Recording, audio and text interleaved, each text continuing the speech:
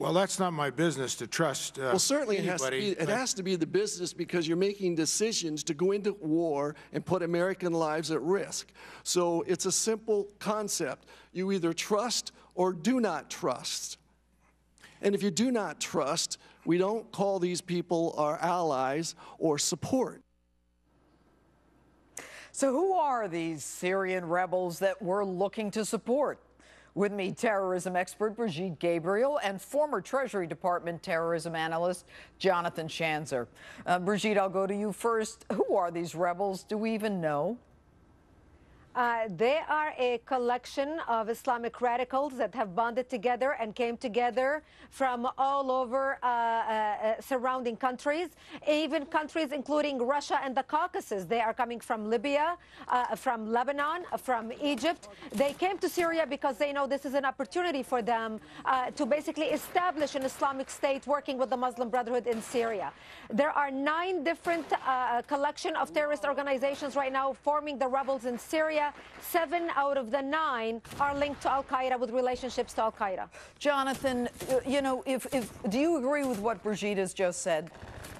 Oh, I would agree to a certain extent, but I would probably try to add a few points to that. You know, I think that the Free Syrian Army is not necessarily all jihadists or all Muslim Brotherhood.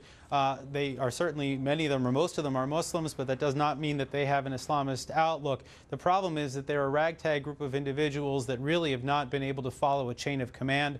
From there, you do have Islamists, which probably make up about 1/4 to 1/3 of the fighters. You've got Salafists, which represent maybe another 10% or more. But what and does then that there are the mean? jihadists. You know what, Jonathan, I don't mean to interrupt you, but the viewers don't know the difference between the Salafists and the Alawites and the Shiites and the Sunnis and all that. Here's the thing.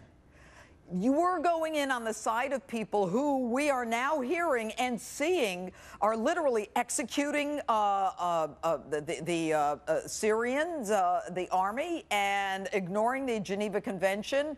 And we know it's Al-Qaeda. I mean, we know there's a great number of them. Here's the thing from the New York Times. These guys, I mean, you could tell they've been tortured. You could look at their backs. They're being shot by the rebels. What are we doing, Jonathan? How do we know who's going to come into power if Assad is taken out?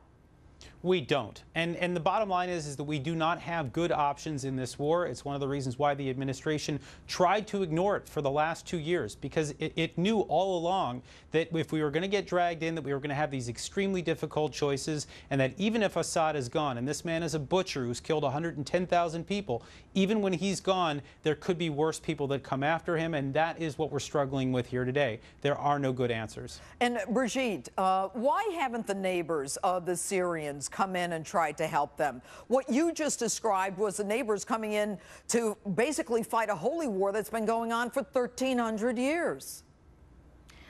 Exactly. And what we are looking at basically is a war between the Shiite and the Sunnis. That's what we're getting caught in the middle right now if we go into Syria. The Saudis, the Jordanians, who are Sunnis, do not want Iran to establish a base in Syria, because they know Iran is establishing the base in Syria to create a strong Shiite base in the Middle East to find the Sunnis and counter the Sunnis. They want to create a Shiite hegemony in the Middle East.